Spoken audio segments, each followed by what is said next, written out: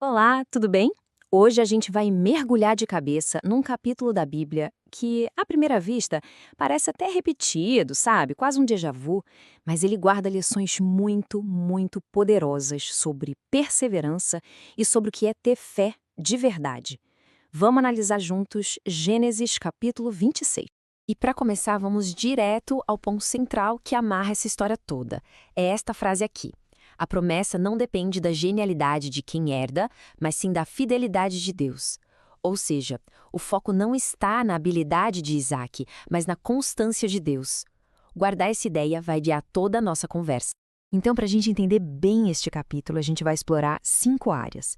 Primeiro, vamos ouvir o eco da promessa de Abraão na vida de Isaac. Depois, vamos fundo na metáfora da sua fé, que é cavar poços. Aí a gente vai ver lições de grandes comentaristas, descobrir uns detalhes escondidos no texto e, por fim, trazer tudo isso para os nossos dias. Começando então pela primeira parte.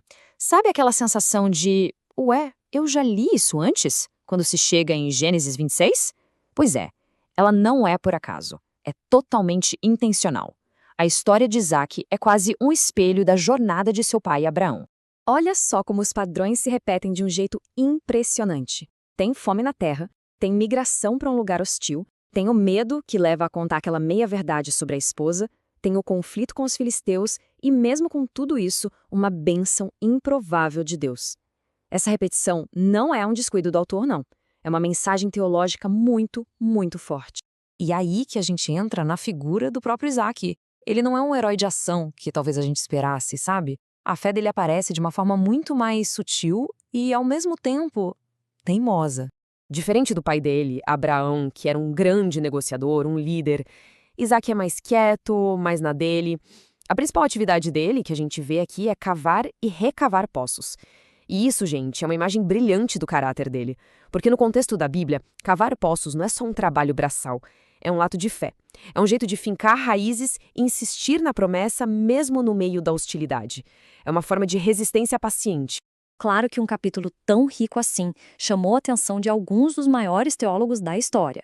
Vamos dar uma olhada no que eles extraíram daqui. Olha o que João Calvino percebeu. Ele destaca um ponto crucial. Deus reafirma a aliança com Isaac antes mesmo de Isaac fazer qualquer coisa incrível. A bênção não é um prêmio pelo bom comportamento, sabe? É a continuação da graça que começou lá com Abraão. É uma graça herdada, não um mérito pessoal. Agora, Matthew Henry traz uma perspectiva muito interessante. Ele observa que a prosperidade de Isaac provoca a inveja dos filisteus, né? E Henry sugere que essa inveja funciona como um termômetro espiritual. Ou seja, a oposição e a reação do ambiente podem, na verdade, ser um sinal de que a bênção de Deus está ativa. Que ideia, hein? E o Charles Spurgeon, que era um mestre das metáforas, enxerga os poços de um jeito genial. Para ele, os poços que Isaac reabre são como verdades espirituais fundamentais, que foram esquecidas com o tempo. O ato de Isaac não é criar algo do zero, mas redescobrir, restaurar o que já era valioso. É um chamado à reforma, a voltar às fontes originais. Para fechar, Martinho Lutero. Ele via em Isaac um modelo para o cristão comum, alguém cuja vocação não é realizar feitos espetaculares para impressionar todo mundo, mas simplesmente confiar em Deus com uma fé silenciosa e uma perseverança teimosa no dia a dia. Ok, agora vamos dar um zoom.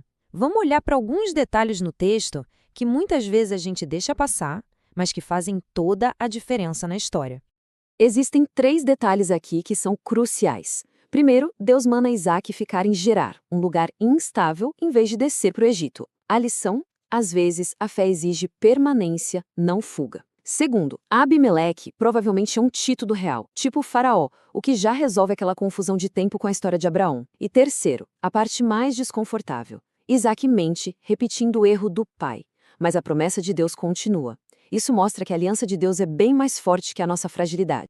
A progressão dos nomes dos poços conta uma história por si só. Começa com o Esek, que significa contenda, briga, depois vem Sitna, que é inimizade, e só depois de passar por esses conflitos todos é que ele chega a Rehobote, que significa lugares largos, expansão. A mensagem é clara, a expansão raramente acontece sem antes passar pela contenda e pela inimizade. E, finalmente, como é que essa história antiga de poços e de paciência se conecta com a nossa vida hoje? O ponto crucial é este. A grande exigência de Deus para Isaac não foi um ato de heroísmo, de ousadia. Foi algo muito mais simples e, talvez por isso mesmo, bem mais difícil. Não desistir. Continuar cavando. Permanecer fiel no lugar onde estava, mesmo quando era desconfortável e hostil. Isso bate de frente com a nossa cultura. A gente vive na era da ansiedade por resultados rápidos, da busca por atalhos. A gente quer o palco, reconhecimento, busca a inovação a qualquer custo. A fé de Isaac nos apresenta um modelo radicalmente diferente. Abraçar processos longos, praticar a perseverança silenciosa e valorizar a sabedoria de reabrir os poços antigos. Isso nos lembra que a formação de caráter raramente acontece sobre os holofotes. Ela é forjada no deserto, no trabalho repetitivo, no ato de cavar, perder o poço e começar de novo. É nesse processo silencioso e longo que a obra mais profunda acontece. E isso nos leva a uma conclusão poderosa. Quem confia na promessa pode, de verdade, abrir mão da briga. Essa confiança nos libera da necessidade de lutar por cada centímetro, permitindo uma paz que vem de saber que no tempo certo, o poço certo, o lugar de descanso e provisão vai aparecer. E para terminar, fica essa pergunta para reflexão. Isaac perdeu poços pelos quais trabalhou duro. Para ele, poderia parecer uma derrota. Mas e se, na perspectiva de Deus, essas perdas fossem necessárias? E se, às vezes, o que parece um fracasso é, na verdade, Deus só preparando o caminho para algo maior e mais espaçoso? Fica aí para a gente pensar.